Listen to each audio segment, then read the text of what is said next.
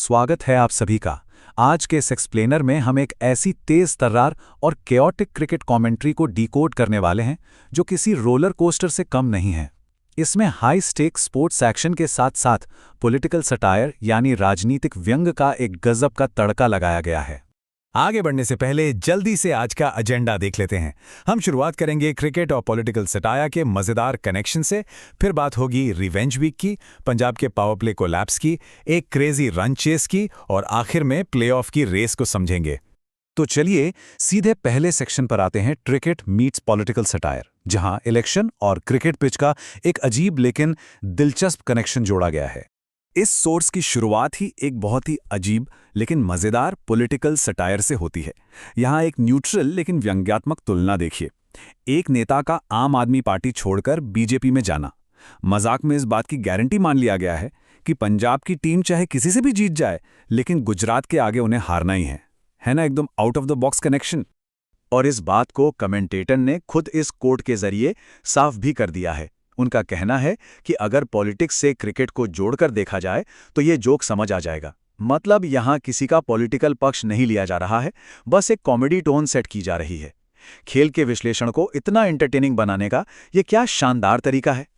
अब बढ़ते हैं हमारे अगले दिलचस्प विषय पर। Section 2, welcome to revenge week, IPL का वो हिस्सा जहां पुराने हिसाब चुकता किए जाते हैं। तो कैसा रहा ये रिवेंज वीक?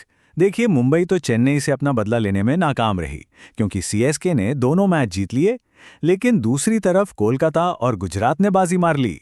कोलकाता ने हैदराबाद को और गुजरात ने पंजाब को हराकर अपनी पिछली हार का पूरा बदला ले लिया।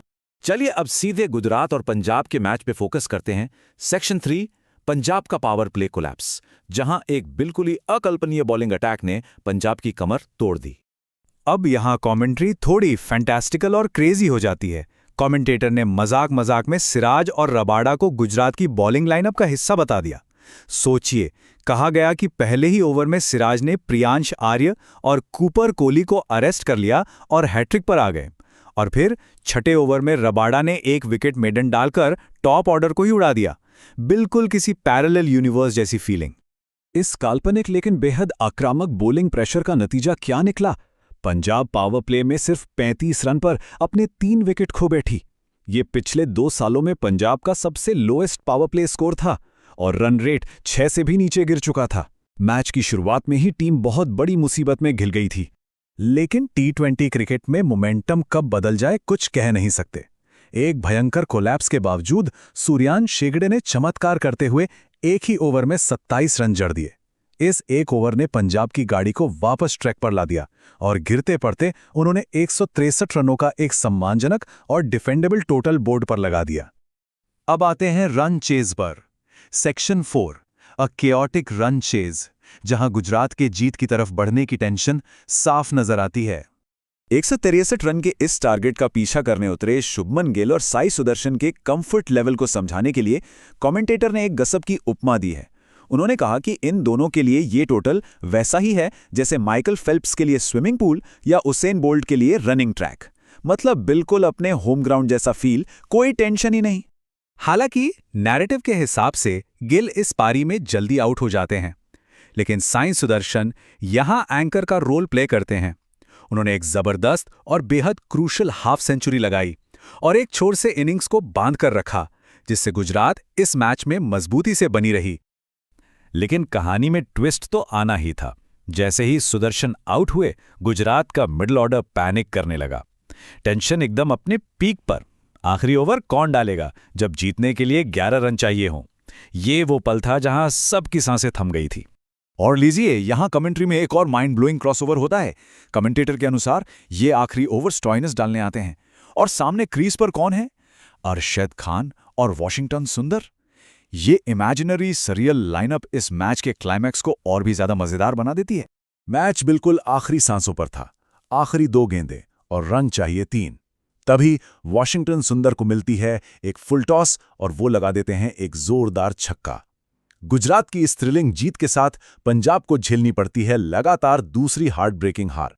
इस सारी कैओस के बाद आइए टूर्नामेंट की थोड़ी ब्रॉडर पिक्चर देखते हैं। Section 5, the playoff race, top और बॉटम टीमों के बीच का फासला। इस अहम जीत के साथ गुजरात टाइटंस ने 10 मैचों में अपनी छठी जीत दर्ज कर ली है। वो अब 12 पॉइंट्स पर आ गए हैं, आरसीबी के साथ पॉइंट्स में टाई कर रहे हैं और पॉइंट्स टेबल पर कंफर्टेबली 5वें स्थान पर बैठे हैं। अब यहाँ एक बहुत ही इंटरेस्टिंग पैटर्न नोटिस किया गया है। टूर्नामेंट में एक बिल्कुल साफ डिवाइड बन चुका है।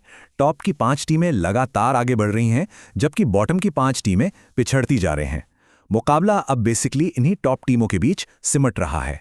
इसी बीच आने वाले एक और हाई स्टेक्स क्लैश की झलक मिलती है। ये भिड़ंत है 9वें और 10वें स्थान पर आने वाली टीमों यानी लखनऊ और मुंबई के बीच।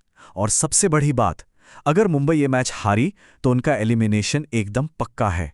तो अब एक बड़ा सवाल ये है कि पिछली बार जब 9वें और 10वें स्थान की टीमों का आमना सामना हुआ था, तब हमें एकदम मैजिकल और रोंगटे खड़े कर देने वाला सुपर ओवर देखने को मिला था। क्या इस आने वाले डू और डाई एलिमिनेशन मैच में भी वही मैजिक रिपीट होगा? क्या फैंस को एक और सुपर ओवर का थ्रिलर मिलेगा? खैर, प्लेऑफ्स की इस रेस में क्या नया ट्विस्ट आएगा, ये तो वक्त ही बताएगा। आज के इस एक्सप्लेनर में हमारे साथ जुड़ने के लिए शुक्रिया।